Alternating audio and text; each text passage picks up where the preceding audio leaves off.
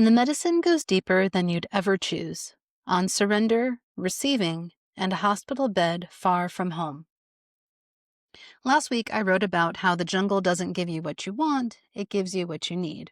At the time, I believed the lesson had landed. I thought I had unraveled just enough. I thought I had received the message.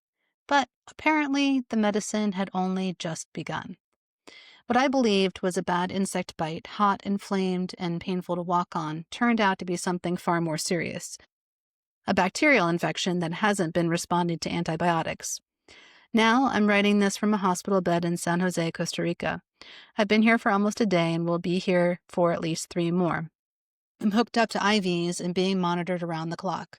Far from the jungle, far from the creek, far from the illusion of control. Surrender is not a performance. When I first started my spiritual path, I thought of surrender as a practice I could master, something I could do well. But now, here in a sterile hospital with a swollen leg and no real answers, surrender isn't a performance. It's not lighting a candle and drawing a tarot card. It's not picking the perfect essential oil or repeating an affirmation. It's lying still and letting go, completely. It's trusting strangers to treat your body with care. It's allowing the timeline to be unknown. It's no longer being the one who holds space. It's being the one who is held. The old identity has to go. I've long held a badge of honor around being resilient, strong, low maintenance. But what happens when your body demands maintenance? What happens when strength is no longer an option? This initiation has stripped me of my usual coping mechanisms. I can't ground myself in nature. I can't power through. I can't fix this with knowledge, fasting, herbs, or even the softening I was so proud to begin embodying. The only thing left to do is receive, fully, unequivocally, without guilt. And that's the real test, isn't it? Not whether I can give love and care and healing, but whether I can receive it, without shame, without deflection, without needing to be worthy. Healing across distance. As we made the 6-hour drive from the jungle to the hospital, I knew I couldn't do this alone. I called my family. I sent a message to my women's circle back home asking for remote healing. They all responded immediately. No hesitation, no questions, just love. And something shifted. My worry began to dissolve. I could look out the window and really see the ocean, the trees, the sky softening into sunset.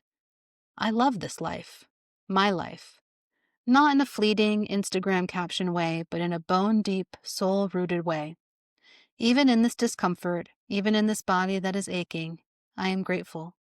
For the friends who send light, for the family who checks in, for the impact I know I'm making, even from this hospital bed. Love at the bedside.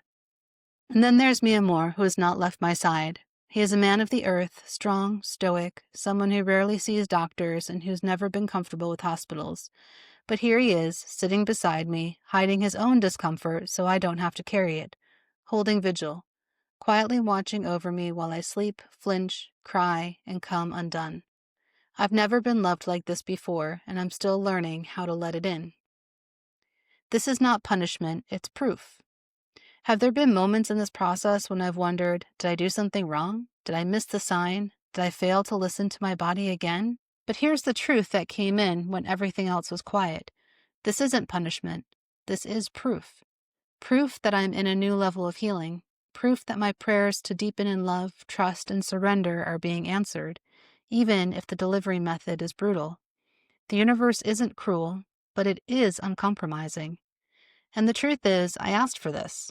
I asked to know myself more deeply. I asked to release the parts of me that only feel valuable when I'm producing, fixing, or holding it all together. I asked to remember what it means to be sacred, even in stillness. This experience is that initiation. May Ixchel walk with me still.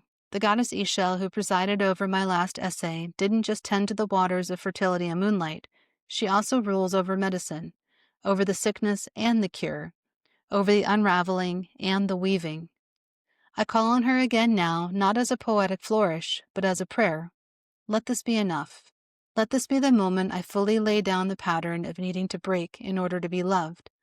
Let this be the point where I truly believe that I am held even when I can't hold anyone else. Let this healing be cellular, ancestral, and eternal. P.S. This aventura has only deepened my love for Costa Rica. The doctors have assured me this infection wasn't caused by being in the jungle. It could have happened anywhere. The care I received from remote Drake Bay, muchísimas gracias, Doctora Marita, to here in San Jose has been exceptional. The hospital I'm in is truly the most comfortable and kind I've ever experienced. Pura vida siempre.